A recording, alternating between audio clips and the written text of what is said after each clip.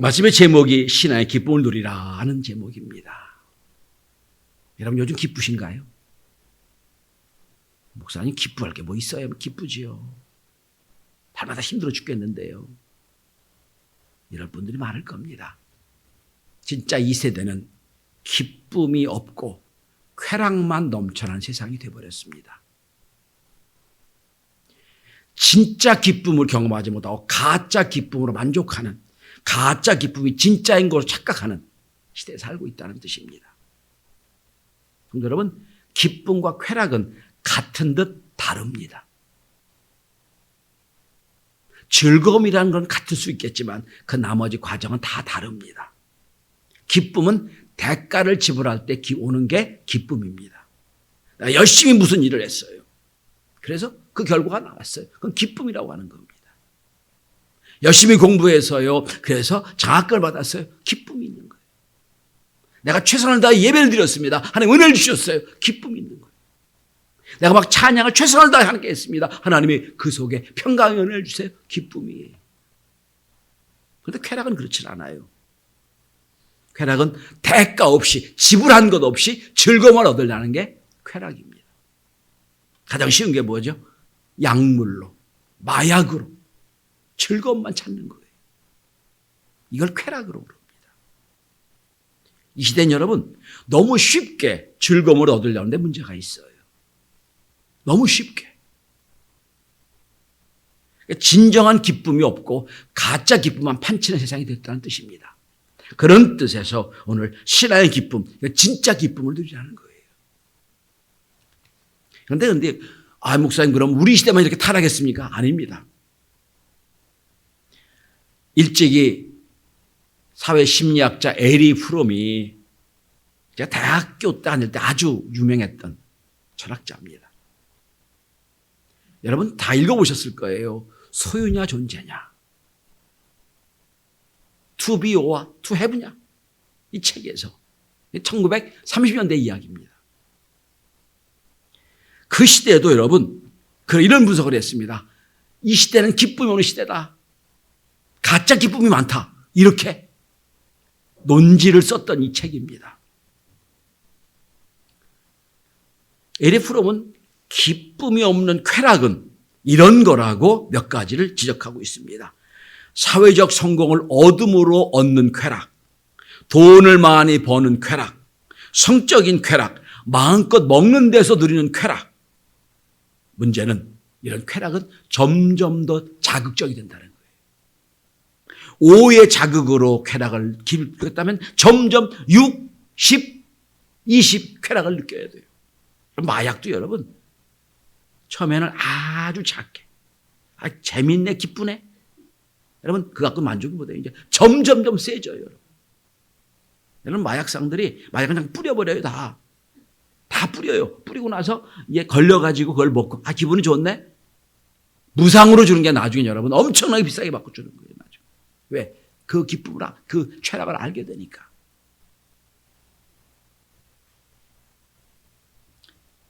참 기쁨을 모르고 이런 쾌락을 찾아다니면서 인생을 낭비하고 가짜 기쁨을 찾고 인생 대용품으로 소모하게 되는 인생을 산다. 에리 프롬의 분석이에요. 그런데 여러분 가짜 기쁨은 허무함을 점점 가져옵니다. 진짜 기쁨은 충만한 만족함을 누리게 돼요. 달라요. 여러분. 내가 마약을 먹고 약을 먹고 즐겁다. 깨고 나면 여러분 더 허무해지고 더 찾게 되는 게 가짜 기쁨이에요. 그런데 진짜 기쁨은 우리의 내적인 충만함과 질적인 성장을 가져오는 게 진짜 기쁨입니다. 그래서 기쁨의 경험은 절정의 기쁨, 절정의 어떤 경험, 클라이막스의 경험만 가져오는 게 아니에요. 그만큼 높아진 고양된 상태로 인격이 바뀌어지는 걸 기쁨이라고 그럽니다. 한 단계 올라가는 거예요. 고양된 거예요. 그런데 쾌락은, 그런데 가짜 기쁨은 그때는 즐거웠는데 끝나고 나면 여러분 허무해져요. 더 상실감이 생깁니다. 그리고 에리 프롬 말하면 슬픔을 가져온다는 거예요.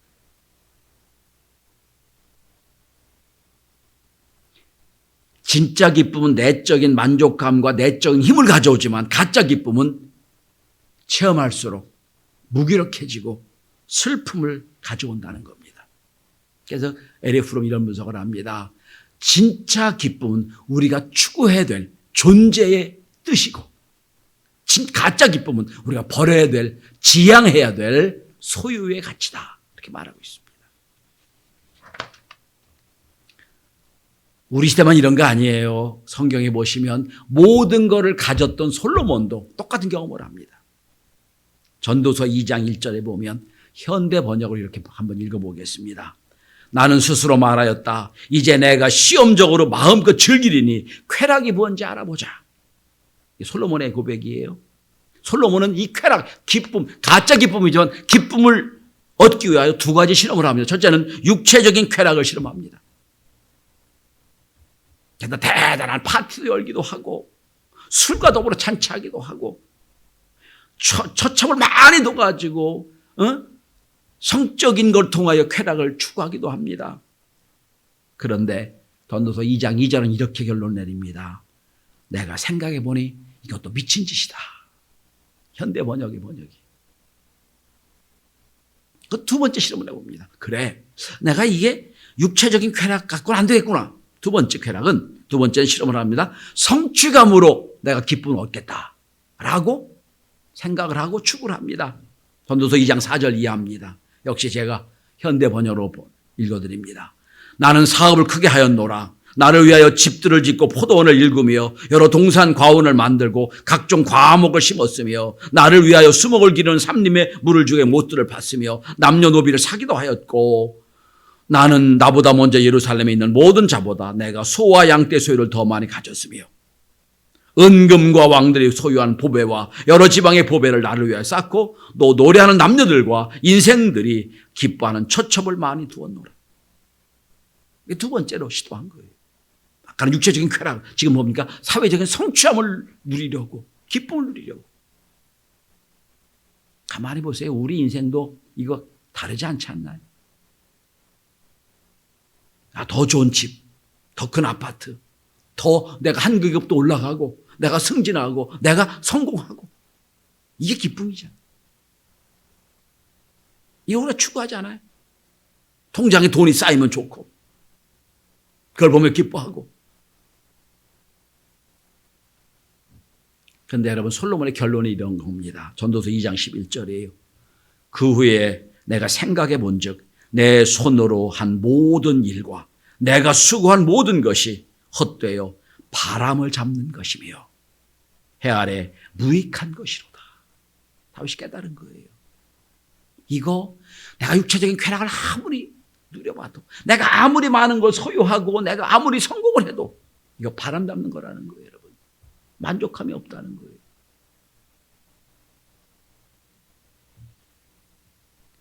가짜 기쁨은 에릭 프롬 분석대로 나를 크게 고양시키지 못해요. 끝나고 나면 허무하고 끝나고 나면 상실감이 들고 끝나고 나면 슬픈 인생이 되는 것뿐입니다. 저는 오늘 본문에 인생에 경험할 수 있는 가장 최고의 기쁨을, 진짜 기쁨을 경험한 사람의 이야기를 여러분과 함께 나누고자 합니다. 다윗 왕의 이야기입니다. 자, 다윗이 왕이 됐어요. 사울 왕의 뒤를요. 요즘 오후 예배 때 사무엘상 1절 사무엘상을 공부했기 때문에 대충은 파악을 하시죠. 이제 다윗이 왕이 됐어요. 그런데 그때 어떤 상황이냐면 바로 왕 앞에 사울 왕 때 하나님의 임재의 상징인 법궤를 블레셋 사람에게 뺏겼어요. 전쟁 중에. 사울 왕도 죽고 그 아들도 요나도 죽었단 말이에요. 법궤를 뺏겼어요. 이제 근데 블레셋 쪽에서 법궤를 빼앗아 갔는데 자기가 법궤를 빼앗아 오면 복을 받을 줄 알았는데 법궤를 빼앗아 딱 자기 땅에 가져오니까 이상한 저주가 막 생깁니다. 자기들 섬기는 신전이 막 잘라지질 않나. 이상한 사건이 막 벌어집니다. 블레셋 사람들이 야, 저 법궤는 우리 지고 있으면 안 되겠다. 돌려보내야 되겠다 생각을 해서 돌려보내기로 합니다. 자, 이제 이 법궤를 이스라엘로 돌아오게 하거든요. 그래서 여러분, 오늘 본문에 사실은 지금 그 앞에서 보면 이런 겁니다. 다윗 왕이 친히 법궤 이전 준비위원장이 돼서 법궤를 옮겨옵니다. 그런데 오늘 법궤를 옮겨오는데 다윗의 마음 상태를 한번 보십시오. 어떤 상황이 나오는지 여러분 12절부터 14절까지를 보시면 다윗이 누렸던 마음 상태를 설명하는 단어가 많이 있습니다. 12절에 기쁨으로 매고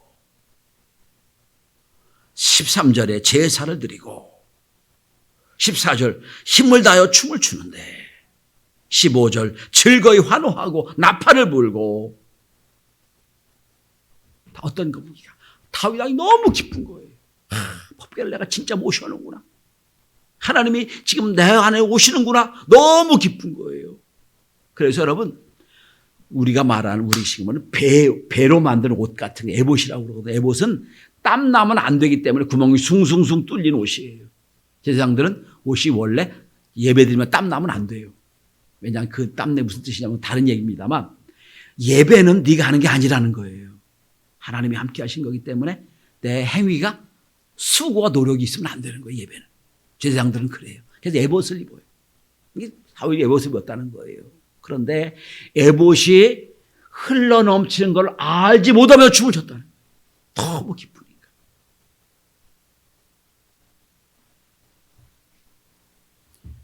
법궤를 모셔오는 한 걸음 한 걸음이 다윗에게는 기쁨이었어요.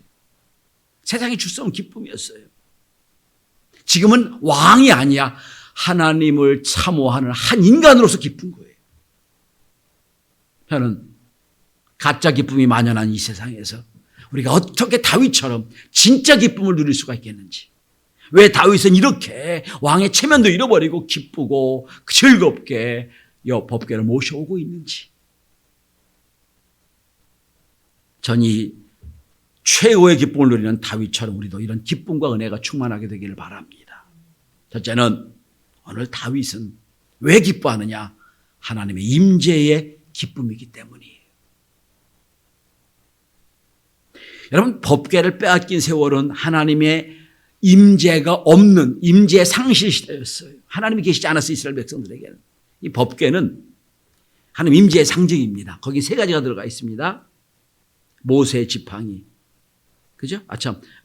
모세가 받은 십계명, 돌판, 그 다음에 아론의 쌍난 지팡이, 그 다음에 만나 항아리. 그러니까 어떤 상황에서 하나님이 함께 하신다는 증표예요. 그게 그 세 개가 넣고 나무 박스로 만든 걸 법궤라고 하는 거예요. 물론 제가 나무 박스라고 했습니다만 그 내 마음대로 하는 게 아니라 성경이 다 규격이 돼서 그 박스를 만들어서 이동식으로 옮겨가는 거예요. 그래서 어디 가서라도 법궤를 딱 모아놓으면 거기 하나님이 계신 거예요. 그래서 그걸 놓고 예배를 드리게 되는 거예요. 자, 이제 블레셋에 뺏겼던 하나님의 임재가 우리 집으로, 우리 나라로, 나에게 온다는 거예요. 너무 기쁜 거예요. 너무 즐거운 거예요. 그러니까 다윗은 하나님을 만나는 것 이외에 더 기쁨이 없어요. 너무 좋은 거예요. 그러니까 왕의 체면보다 이 주님 모신 게 더 기쁜 거예요. 그러니까 나는 왕이니 가만히 있고 야, 너 움직여라. 이거 아니에요. 직접 친히 나가서 법궤를 모셔오는 거예요. 왜? 하나님이 나와 함께 하신 임재가 너무 중요하기 때문이에요. 자, 중요한 건 그겁니다. 다윗은 그 법궤를 모셔 하나님 임재가 내 집에 있고 내 가정에 또한 우리나라에 있는 게 너무 좋고 기뻐서 참 너무 즐겁고 기쁩니다. 그런데 똑같은 상황입니다.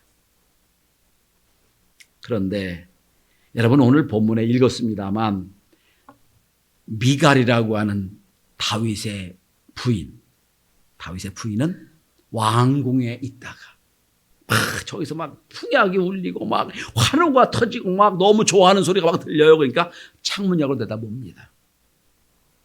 그러니까 자기 남편 왕이 옷도 벗어지는 모르고 막 춤을 추고 있거든요. 왕이 이제 법궤를 다 모셔놓고 집으로 돌아옵니다. 미갈이 뭐라고 한 줄 아세요? 여러분 오늘 본문의 20절을 보시기 바랍니다. 미갈의 상태입니다. 미갈이 다윗을 만나고 얘기하는 겁니다. 제가 현대 번역으로 번역해 드립니다. 다윗이 다기치 집안 식구들에게 복을 빌어주려고 궁전으로 돌아가니 사울 왕의 딸 미갈이 다윗을 맞으러 나와 이렇게 말하였다. 오늘 이스라엘 임금이 건달패들이 맨살을 드러내고 춤을 추듯이 신하들의 아내가 보는 앞에서 몸을 드러내며 춤을 추셨으니 임금님의 채통이 어떻게 되었습니까? 이게 미갈이 하는 얘기예요.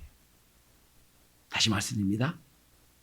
건달패들이 춤추는 것처럼 옷을 다 드러내고 맨살을 드러내고 춤을 췄으니 이 왕이 이게 뭡니까? 라고 막 비난하는 거예요. 여러분, 미갈에 기쁨이 있어요, 없어요? 기쁨은커녕 비난하는 거예요. 근데 하나님은 누굴 좋아하셨어요? 다윗을 좋아하셨죠? 미갈은 여러분 버리세요. 왜 그런 줄 아세요? 여러분, 다윗은 참 예배자가 되기 위하여 직접 가서 법궤를 모셔옵니다. 진정한 예배자예요.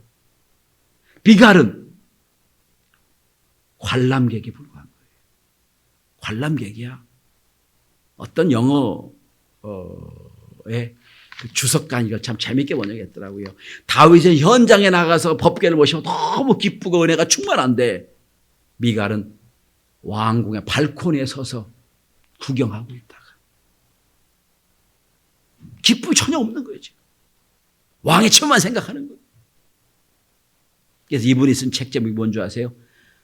은혜 받으려면 베란다에서 내려와라. 책 제목이에요. 여러분 잘 보세요. 이게 다윗은 너무 기쁘니까 옷이 벗겨지는지 뭔지 아무 생각이 없어요. 너무 하나님 앞에 좋은 거예요. 기쁜 거예요. 미갈은 아니에요, 여러분. 미갈은 심판자예요. 미갈은 관람객이에요.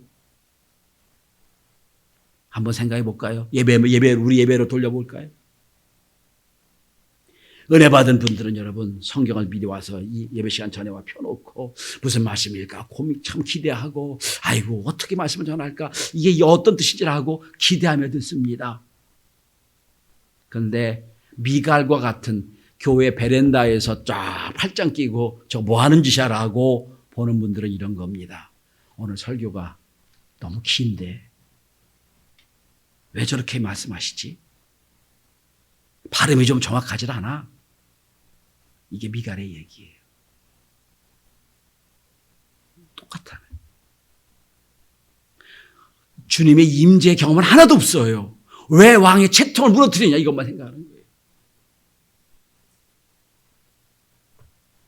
여러분, 하나님은 우리가 어린아이처럼 순전함으로 주님을 예배하기를 원하십니다.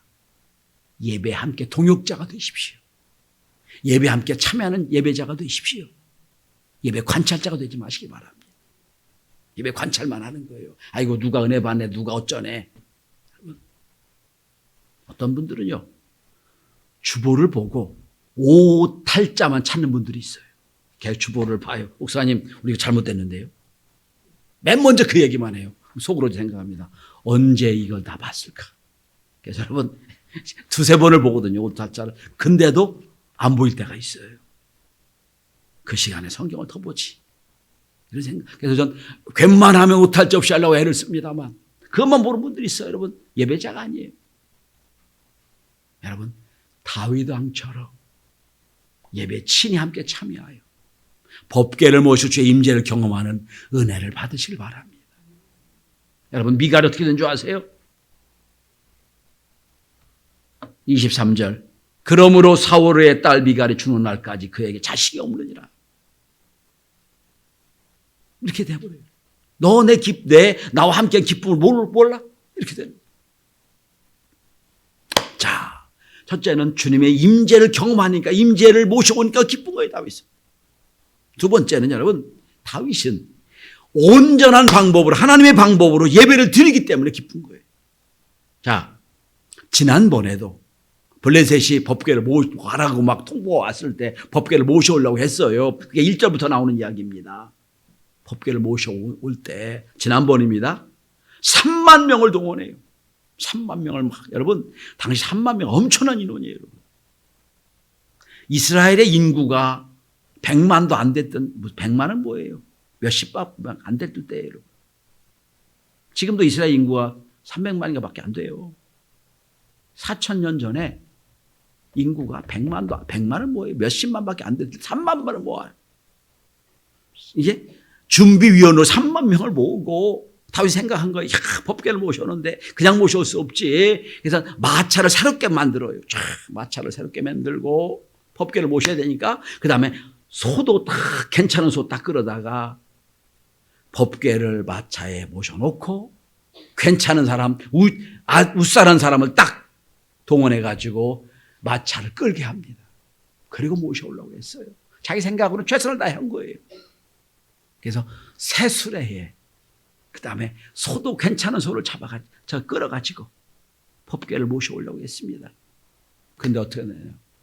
다곤의 타작마당에쯤 이를 때에 소가 갑자기 뛰어버려요. 왜 뛴지 모르겠어요. 성경은 안 나오면 확 뛰니까 법궤가 떨어지려고 그러니까 웃사가 법궤를 잡았다가 즉사해버려요. 법궤는 손으로 잡으면 안 되거든요. 즉사해버려요. 여러분 다윗 생각해 보세요. 3만 명의 사람 생각해 보세요. 아니 하나님 법궤를 모셔오는데 최선을 다해 노력하고 애를 썼는데 하나님이 저주하시네. 다윗이 두려울 마음이 생기는 거예요. 그리고 생각해 봅니다. 아니 내 의도는 그게 아니었는데 왜 하나님이 저렇게 하실까? 생각해 보니 자기 생각으로 하나님 믿었던 거예요. 하나님 생각이 아니었어요. 법궤는 수레로 모시는 게 아니라 어깨로 매야 돼요. 3만 명의 인원이 중요한 게 아니라 반드시 고핫 사람이란 레위 지파 중에 한 몇 주 사람이 법궤를 매게 되어 있는 거예요. 아무나 매는 게 아니에요. 민수기 4장 15절에 보면 이렇게 말씀합니다. 진영이 앞으로 나아갈 때에 아론과 그의 아들들이 성소와 성소의 모든 기구를 덮는 것을 끝마치거든 고핫의 아들들이 와서 그것을 나를지니라. 딱 규정되어 있어요. 고핫 자손만 법궤를 모시게 되어 있어요. 레위 지파 중에 하나입니다. 그런데 다윗이 아무 생각이 없었어요. 멋지게 아주 화려하게 지금 하나님의 법궤를 모셔오는데 그냥 나름대로 큰 페스티벌 행사를 이벤트를 만든 거예요. 멋진 마차를 만들고 거기 소도 멋진 소를 끌어다가 쫙 봐라 뒤에 법궤가 온다. 그리고 저 뒤쪽에 3만 명이 막 동원돼서 옵니다. 하나님은 그거 싫어하실 거예요. 그거 아니야. 그래서 여러분 법궤를 모셔오지 못했어요. 첫 번째 시도 때. 근데 오늘은 어떡합니까 여러분? 하나님 말씀하신 대로 법궤를 메고 옵니다. 여러분 한번 본문을 보십시오. 성경에 강조된 걸 보십시오. 자, 12절에 하나님의 궤를 기쁨으로 메었다고 돼 있죠. 그 다음에 쭉 내려가 보죠. 13절에 궤를 맨 사람들 메었다고 돼 있죠. 그 다음에 15절 궤를 메어오니라. 다 메었다고 나와 있죠. 이제 하나님 말씀대로 하는 거예요. 아, 하나님이 법궤를 메라고 했으니 메는 거구나. 그리고 많은 인원 3만 명이 동원되지 않아요. 본문에 보면 지금 그 예배하는 몇 사람이 가고 앞에 찬양대만 앞에 있어요. 하나님의 방법대로 법궤를 모셔오는 거예요. 그러니 다윗의 마음은 그거예요. 이제는 하나님의 방법대로 하나님이 주시는 명령대로 예배를 드린다. 너무 기쁜 거예요. 이제는 실수하지 않을 겁니다. 이제는 하나님이 원하신 대로 예배를 드렸으니 하나님 받으십시오 라고 하는 거예요. 성도 여러분, 아무리 기술이 발달하고 아무리 지능이 발달해도요 하나님이 말씀하신 대로 해야 예배예요. 내 마음대로 하는 게 예배가 아니에요. 내가 보기에 근사해, 내가 보기에 멋있고 내가 보기에 화려하고 이러면 되겠지. 아니에요. 하나님 그렇게 원하지 않으세요. 여기 어깨 맨다는 건 무슨 뜻입니까? 내가 최선을 다해 일을 한다는 거예요. 어깨 매면 다른 거 못하죠. 이것만 집중해야죠. 어깨 매면. 어깨 매면서 뭐 손으로 발로 다른 거 못하잖아요. 어깨 맨다는 게 그거는 얘기예요. 힘을 다하여 여호와를 사랑하라. 내 힘을 다하여 주의를 감당해. 세상 일도 최선을 다하여 난 열심히 해야 뭔가를 이룹니다. 하물며 하나님이 일하는데 알바하듯이 그냥 시간 주어지니까 하는 거 하나님 원하지 않으세요. 받지 않으세요.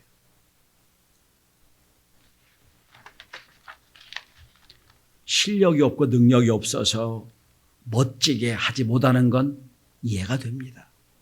그런데 내가 능력이 많다고 적당히 일부분 중으로 주의를 감당을 하나님 원하지 않으세요. 아마 멋있었던 건 지난번에도 멋있을 거예요. 3만 명이 모으고 멋진 마차에다가 멋진 말을 끼고 막 하면 멋있을 수 있을 거예요. 하나님 원하지 않는다. 자, 그러니 하나님 너무 기쁜 거예요 지금. 주의 임재가 나에 오죠. 우리나라와 우리 가정에 오지요. 이젠 실수하지 않고 하나님 말씀대로 여호와의 법궤를 모셔오지요. 너무 기쁜 거예요. 마지막 세 번째입니다. 왜 이렇게 다윗이 기쁘냐? 그것은 이제 이 법궤를 모셔온 뒤에 주실 하나님의 복을 기대하기 때문이에요. 여러분, 지난번에는 법궤를 모셔오다가 우사가 죽는 바람에 두려워해서 법궤를 모셔오지 않았어요. 그래서 법궤를 모시다가 그 옆에 있는 오베데돔이라는 집으로 그냥 법궤를 그냥 밀어넣었어요. 모셔올 수가 없어서 오베데돔의 집에 뜻과는 다르게 3개월을 법궤가 모셔져 있었습니다. 그런데 놀라운 일이 벌어집니다. 11절 보세요. 11절. 여호와의 궤가 가드 사람 오베데돔의 집에 석 달을 있었는데 여호와께서 오베데돔과 그 온 집에 복을 주시니라. 아니, 오베데돔은 여러분, 아니, 오베데돔 봤을 거 아니에요. 우사가 막 그냥 죽는 걸 보고 다윗도 겁내가지고 야야 우리 나중에 들어가. 이제 법궤를 모실 수가 없어. 그래서 우연히 자기 집이 제일 가까우니까 자기 집을 법궤를 모셨단 말이에요. 우연히 어쩔 수 없이 모신 거예요. 성경이 얼마나 재미있는 줄 아세요? 조금만 더 지적합니다. 여러분 11절 보세요. 오베데돔의 출생지가 어디죠? 어디 사람? 가드 사람의 가드. 가드 그럼 떠오르는 사람 없어요? 가드 하면 떠오르는 사람. 골리앗이 가드 사람이에요. 하나님과 전혀 반대되는 사람. 하나님의 이름을 모욕한 사람이 가드 사람 골리앗이에요. 그런데 여러분, 그 복과는 관계없는 오베데돔의 집에도 뭘 모시니까? 법궤를 모시니까 복을 주셨다는 거예요. 성경은 이걸 지적하는 거예요. 억지로 모셨잖아요. 오베데돔은. 모실 마음도 없었죠. 왕이 너 모시고 있으라고 모신 거예요.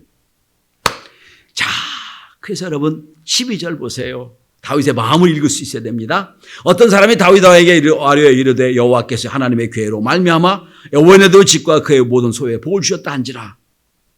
오베데돔의 집에 복을 주셨어요. 무슨 복인지 성경에 나와 있지 않아요? 올 가져다 주셨다고 했으니까. 다윗 생각합니다. 저 복이 누가 받을 복인데? 내가 받을 복인데. 내가 받을 복인데. 오베데돔의 집에 복을 주셨는데 이제 저 법궤를 내가 모셔오니 그 복이 누구에게 올 거예요, 이제는? 누구에게 올 거예요? 자기에게 올 거란 말이죠. 기대하는 거예요. 너무 기쁜 거예요. 주실 복을 기대하는 거예요. 오베데돔의 집에 3개월 그냥 어쩔 수 없이 수동적으로 모신 오베데돔도 복을 주셨는데 이제 하나님, 내가 열심히 하나님 말씀 따라 예배를 드리고 이제 이렇게 법궤를 모시니 우리 가정과 우리 나라에 복을 주실 줄 알고 감사하는 거예요. 기뻐하는 거예요.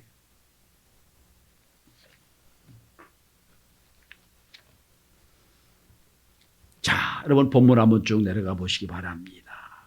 내려가 보시면 지금 22절에 보면 21절에 보면 다윗이 멋진 말을 합니다. 다윗이 미갈에게 드리되 이는 여호와 앞에서 한 것이니라. 내가 춤을 추는 건 백성들 앞에서 하는 게 아니야. 하나님 앞에서 한 거야. 너무 좋으니까.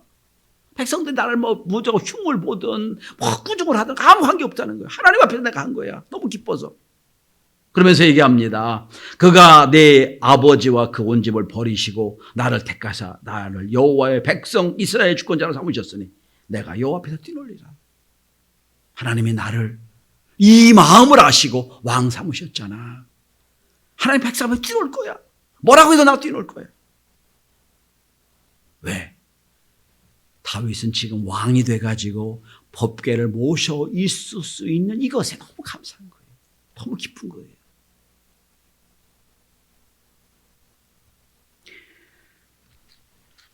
제가 이제 어느 날 이렇게 돌아보니 제 위에 몇 명이 없는 제가 선배가 됐더라고요. 우리 지방 목사들을 보니까. 제가 가르친 아이들이 이제 다 이제 정연 목사가 되고 감리사가 되고 그랬더라고요. 이제 어느 순간 한 17, 8년 교사다 보니까 제가 그 친구들이 개척하면서 어려울 때 그런 얘기를 자주 합니다. 힘들지. 어려워. 그런데 아무리 힘들고 어려워도 하나님이 너를 목회자로 세우셨다는 것. 이거 하나만 가지고도 너는 행복한 사람이야. 날마다 기뻐해도 부족할 사람이야. 이런 얘기를 제가 꼭 합니다. 여러분, 특별히 오늘 선생님들에게 말씀드리고 싶은 게 하나 있어요. 하나님이 여러분을 실력으로 교사 만들지 않으셨어요. 하나님이 여러분을 능력으로 주의 일만 하라고 하신 거 아니에요. 그런데 나에게 맡겨주셨으니, 아무 자격이 없고 능력이 없고 맡겨주셨으니 너무 감사합니다. 여러분, 오늘 21절에 나를 경신교회 이스라엘의 교사로 삼으셨으니 내가 여호와 앞에 뛰놀리라. 이렇게 번역하시면 맞을 거예요. 나를 하나님이 이 일을 감당하는 사람 만들었으니 난 기쁩니다. 이거예요. 제가 이 말씀을 왜 전한 줄 아세요? 작년 2022년 2월 16일 주일에 똑같은 본문으로 말씀을 전했습니다. 똑같은 본문이에요. 근데 저는 이 본문을 전한 이유가 그렇게 2년 가까이 1년 3개월 4개월 동안 공사했던 엘리베이터 공사 끝나고 교회 용도 변경 끝나고 증축이 다 끝났어요. 지난주에 다 허락을 받고 이제 다 끝났습니다. 전 다윗과 함께 기쁨을 기대합니다. 하나님이 힘들고 어려운 중에도 이 코로나 시대에 우리 교회가 편안하게 또는 온전하게 교회를 만들었으니 오베데돔에 주셨던 그 복을 우리에게 허락하실 것을 기대하며 기쁜 겁니다. 이 기쁨이 여러분에게 있길 바랍니다. 많은 성도들이 이걸 위해 헌신하셨어요. 특별히 우리 교회 여러분, 장로님들이 여러분 헌금한 것 갖고는 도저히 감당할 수가 없어요. 융자받기도 전이고. 그래서 여러분 장로님들이 제가 그랬어요. 이거 1억 원 이상 더 필요하니까 장로님 만들어 오세요. 그랬더니 어떤 분은 여러분 2천만 원, 4천만 원 그냥 제가 차용증도 없이 그냥 다 빌려주셨어요. 그게 공사가 된 거예요. 그분들 헌신이 여기 있어요. 날마다 기도 하나님 저희 가정에 복을 주셔야 됩니다. 뜻하지 않게 여러분들이 거액의 헌금을 해주셨어요. 그래서 여기까지 온 거예요. 전 다윗이 법궤를 모시면서 앞으로 우리에게 주실 그 복이 있음을 기대하며 오늘 저도 다윗 같은 마음으로 내가 여호와 앞에 뛰놀리라. 이 진정한 기쁨이에요. 세상에 가짜 기쁨에 속지 마십시오. 주님과 동행하는 주의 임재를 경험하는 진짜 기쁨을 체험할 수 있기를 바랍니다. 기도합니다.